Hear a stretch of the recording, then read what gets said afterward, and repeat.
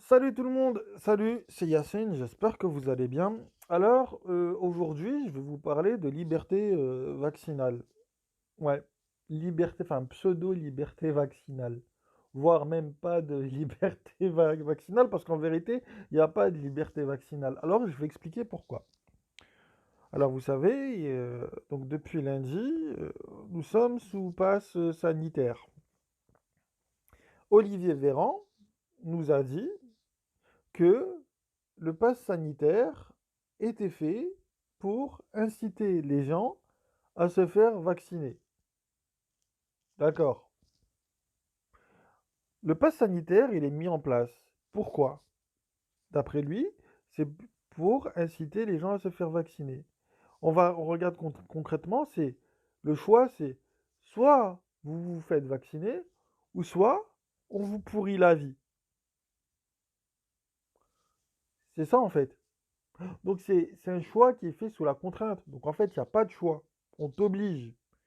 Voilà, implicitement, c'est une obligation vaccinale.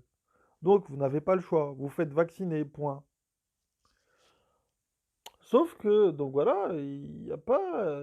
Donc, on nous baratine avec la liberté vaccinale, mais il n'y a pas de liberté vaccinale en fait. Vu que votre choix, il est fait sous la contrainte. Donc, il n'y a pas de liberté vaccinale. La liberté n'est absolument pas préservée.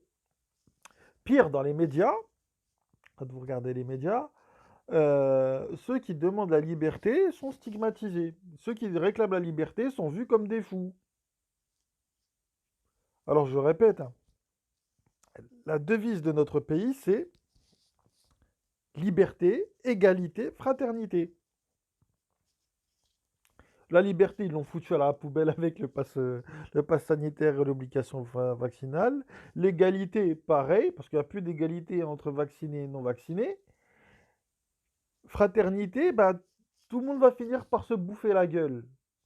Donc, super, super le gouvernement, bravo. En même temps, avec les bras cassés qu'on a au gouvernement, fallait pas s'attendre à autre chose.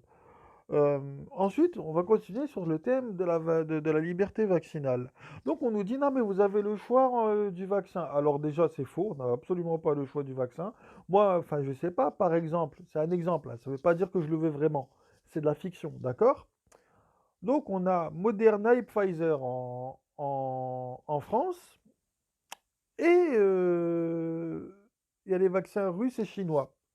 Ils ont interdit le vaccin russe et chinois pour laisser Pfizer, Moderna et AstraZeneca. Bon, AstraZeneca, apparemment, ils l'ont viré parce que ça posait des problèmes. Et regardez, donc maintenant, on me dit, ouais, mais vous avez quand même le choix entre Pfizer ou Moderna. Alors, qu'est-ce qu'on nous dit? Donc ici, donc je suis sur la revue du praticien. Donc la revue du praticien, donc c'est une revue médicale, d'accord? Donc rien de complotiste. Venez pas me taxer de complotiste. Moi, mes sources, voilà, c'est une source scientifique. La revue du praticien, c'est la revue que les médecins généralistes consultent. Bien. On nous dit quoi? On nous dit que le vaccin Moderna et le vaccin Pfizer sont deux vaccins à ARN messager. Donc on vous a mis deux marques pour vous faire croire que c'était différent. Sauf que concrètement, ils ont absolument rien de différent. Les deux sont des vaccins à ARN messager. Mais moi, si j'ai pas envie d'ARN messager, que j'ai envie de me faire vacciner avec l'ancienne méthode, comme avec le vaccin russe ou le vaccin chinois, qui eux prennent un virus désactivé qu'ils vous foutent dans le corps pour que votre corps s'entraîne à le combattre. Moi, je veux pas d'ARN messager dans mon corps. Pourquoi on me laisse pas me vacciner avec le vaccin russe ou chinois? Bah, évidemment, c'est pour des questions politiques. Mais ils n'ont pas à choisir à ma place, en fait. Ils n'ont pas à choisir à ma place ce que j'ai envie de me foutre dans le corps. Point. Et en plus de ça, si j'ai pas envie de me faire vacciner, je me ferai pas vacciner. Ils peuvent faire ce qu'ils veulent, je me ferai pas vacciner. Que les choses soient claires. Et j'ai pas envie de me faire vacciner de toute façon. Cette histoire, elle pue la magouille à des kilomètres. Vous savez, moi je suis juriste. Quand je vois que en fait les laboratoires pharmaceutiques ne seront pas responsables des potentiels effets secondaires, Moi, demain, je suis en cabinet, on me présente un contrat comme ça, je dis à mon client, surtout ne le signe pas, méfie-toi, fais gaffe, ils essayent de te douiller là, les mecs. Moi, c'est ce que je lui dirais. Moi, personnellement, c'est ce que je lui dirais. Voilà. Donc en fait, donc en fait, il n'y a pas de liberté. Il n'y a pas de liberté vaccinale parce que les vaccins en France sont tous des vaccins ARN messagers. En fait, on nous a laissé absolument aucun choix. On nous oblige à nous vacciner avec les vaccins que on choisit. Donc il n'y a pas de liberté. Il n'y a absolument aucune liberté. Aucune. Aucune. Donc voilà. Donc, gros problème. Gros problème. En plus, c'est bizarre, mais à la télé, on ne nous parle pas de pharmacovigilance. On en nous a parlé juste une fois, c'était là, t'as le politicien là, Jean-Frédéric Poisson là, qui a sorti les chiffres de la pharmacovigilance, les chiffres officiels hein, de Pfizer et Moderna, qui parlent de je sais plus combien de morts à cause du vaccin, en tout cas beaucoup de morts du vaccin en France, je crois 900 et quelques. Mais non, on l'a traité de complotiste, alors qu'il a sorti les documents et tout, hein. Et après, mais ça, non, ça passe sous silence. C'est un truc de. C'est incroyable. C'est incroyable. C'est incroyable. Mais de toute façon, je vais vous dire un truc, cette histoire, elle va finir en eau de boudin. Ça va très mal finir. Les gens, ils vont péter un plomb. Euh, Et de toute façon, il y a les recours là devant le Conseil d'État. J'ai hâte de voir ce qu'ils vont donner. Parce qu'il y a quelques mois de ça, Olivier Véran, il a dit non, non, non, non, mais c'est pas pour obliger les gens à se vacciner. Le Conseil d'État avait dit que si le pass sanitaire il était fait pour obliger les gens à se vacciner, il serait illégal. Donc là, il y a eu des recours qui ont été faits devant le Conseil d'État, notamment par Maître Divisio. On va attendre, on va voir ce que ça va donner. Normalement, logiquement, le Conseil d'État, il devrait envoyer bouler le pass sanitaire. On verra. On verra si le Conseil d'État reste logique. Voilà.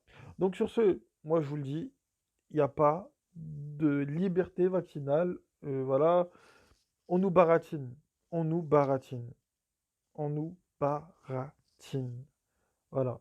Il n'y a pas de choix concernant la technique vaccinale et on vous pourrit la vie si vous n'êtes pas vacciné. C'est absolument scandaleux. Voilà.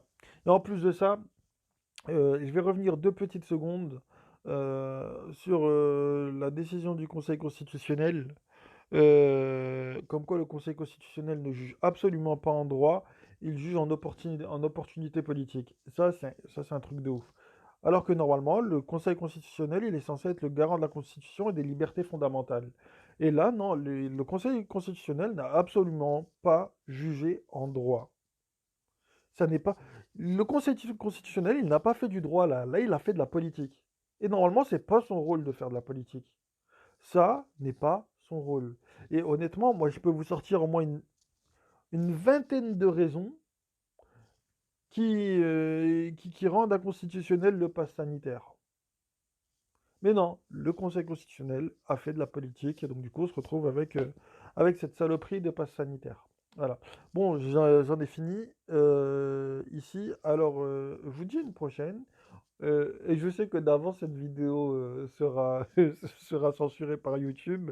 Euh, donc voilà, donc j'espère que ceux qui l'auront vu, voilà, propageront le message. Bonne journée.